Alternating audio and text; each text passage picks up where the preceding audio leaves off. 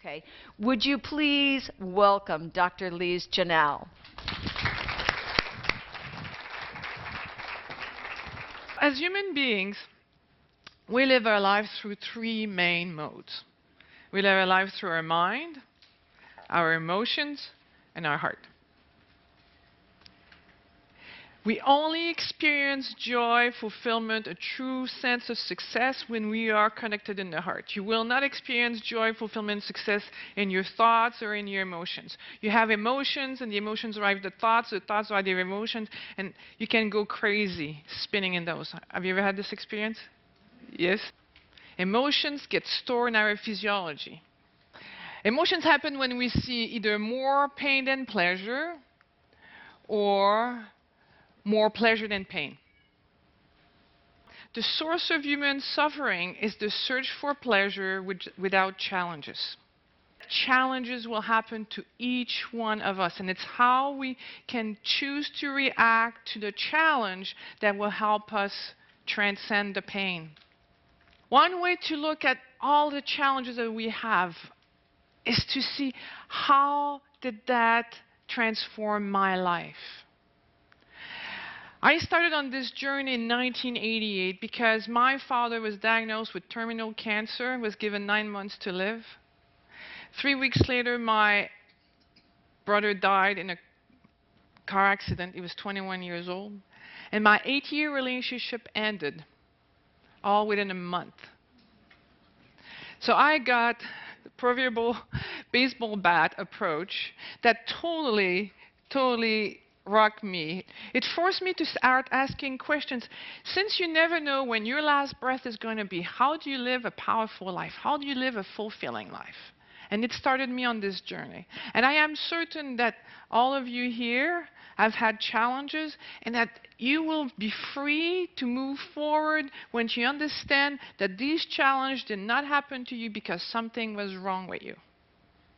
That challenges happen to everybody. It is so important for us as human beings to own that.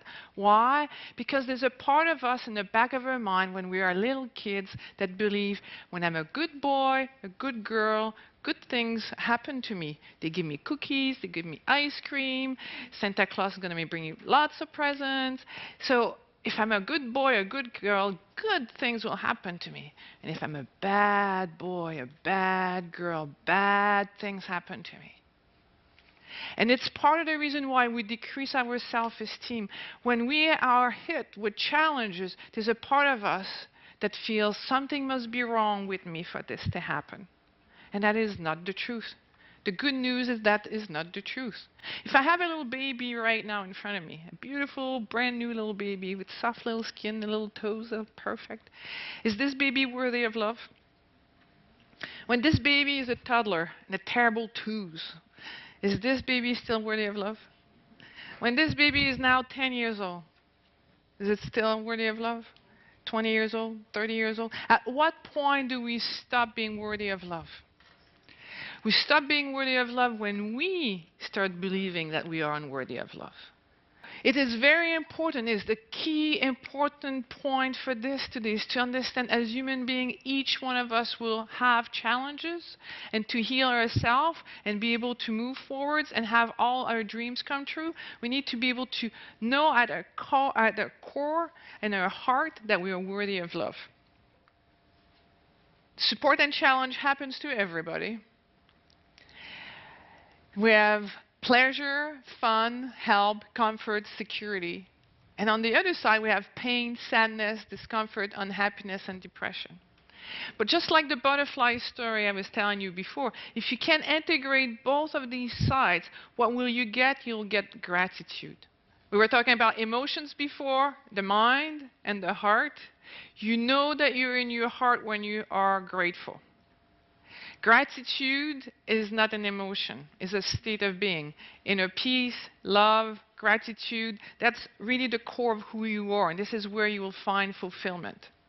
I'll tell you a story from one of my clients. It's a perfect story. I was working with her, helping her heal her heart. She had the belief when she was a kid that mom did not love her, because when she was 5 years old, she decided, if I run away from home, mom will go crazy. she will scream, she'll run after me, and then I'll know she loves me. So she hid under the balcony. And Mom did not go crazy. She's like, what's wrong with me? Mom doesn't love me. So she tried maybe a week later. She ran away under the balcony. And Mom still did not go crazy. She tried a third time, and Mom did not go crazy, did not go running around looking for her. So she's just started to live with the belief that she was unworthy of love. She tried to be a good girl, to compensate, do all these things. When she was 16 years old, she went and asked her mom, Mom, why is it that you never came after me and went crazy? And Mom said, well, I could see you under the balcony. I just figured you would come out when you were ready. You will connect in your heart when you have gratitude. When we disconnect from the heart by feeling I'm not worthy of love, we go into fear, we contract. Your conscious mind would be the equivalent of a football. And your subconscious mind is the equivalent of a football field. If your conscious mind wants something that your unconscious mind has associated more pain than pleasure to it, or more danger than security, you won't be able to make it happen. So it's very important that we become aware of this mechanism. It rules you. You think you're ruling the show? You are not. Because our subconscious mind is in charge of our survival, it will remember the things that were painful more than the things that were feeling good. Why? If I go and touch a hot oven and I burn myself, it's important that I remember that. If my mom did something really nice for me and make a birthday cake for me, and it's not important for my survival, I might forget that, but I'm going to remember the thing that hurt. When we start listening to our heart, and I like the yin and the yang. I use the yin and the yang all the time. The yin represents the female principle, and the yang represents the male principle. The female principle is listening to the heart, and the yang is acting on your heart. Well, your heart is speaking to you all the time. And when you don't pay attention, you start telling yourself subconsciously you're not worthy of love. Start paying attention to your worth, knowing you're your best friend, you can count on yourself. And you start doing the things that your heart wants you to do, you're going to feel that little velour. It doesn't matter. It's not about the outside giving it to you. It's about you giving it to yourself. And the magic happens is once you start paying attention to you, the world then pays attention to you. You get more from the outside once you start to give it to yourself. Otherwise, it's like a dog chasing its tail. Trying to find the outside to tell me I'm worthy, it will never happen. It cannot happen. I remember once, this guy had broken up with me, and I'm lying in bed, and I'm crying, and I'm in so much pain. I thought, oh my God, I want to die. It hurts so much. And I went, you want to kill yourself because this guy dumped you? Oh, what are you thinking? You're putting the opinion of this person of you as more important than yourself. And this is what we all need to start doing. Each one of us needs to start knowing who we are and making sure we remove any illusion that we are unworthy of love. How many of you thought when you first started, there's no way I'm going to feel and see a color and a shape? Raise your hand at first if you're... How many of you managed to get one? Raise your hand. Great. Good. Who would like to share what it was like? What did you discover? What was the experience like? Can we get a mic? I was really, really surprised because what I thought I was going to see and feel was not what came out. That's what I like. It was really, really surprising. Mm-hmm. My issue was around the stress of having great success and then stressing when it disappears. And it's like, well, why does that keep happening? You know, because I get there and then I lose it, and it's how do I sustain it? And I thought I was going to go to some money memory from a kid, and what I went to was being in my father's workshop and taking his jackknife and cutting myself, and him having told me never touch that knife. Wow.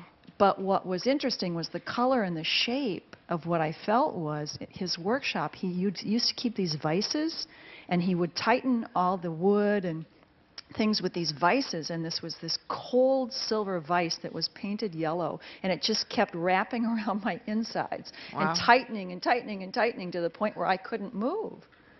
And I would have never imagined that image would have been what was... It's neat, isn't it? stress. It's really neat. Yeah. Good for you. Yeah, whoa. So I'm working on unleashing the vice, and if anybody can help me do that along with me, that'd be great. It's fascinating because emotions are just chemical reality. And the thing that you need to know is, if an emotion got stored inside of you when you were 2 years old, 5 years old, 10 years old, when the Pavlovian bell rings, you become a 2-year-old, a 5-year-old, and a 10-year-old. So you're an adult and you're going, I should know better than this. Why am I feeling this way? And it gets worse. If you know a lot in your head and you're going, I shouldn't be feeling this way, then it creates panic and a sense of anxiety. Oh my goodness, why can't I get rid of it? Well, the reason you can't get rid of it is because it's not going to come from your head. It's a stored memory at the cellular level that you need to let go. Emotions are guides. Our emotions are guides to show us where we got the illusion we were unworthy of love. If you resist the emotion, then you're really out of control. If you take the emotion and work through it, now you got control over yourself again. What you resist persists.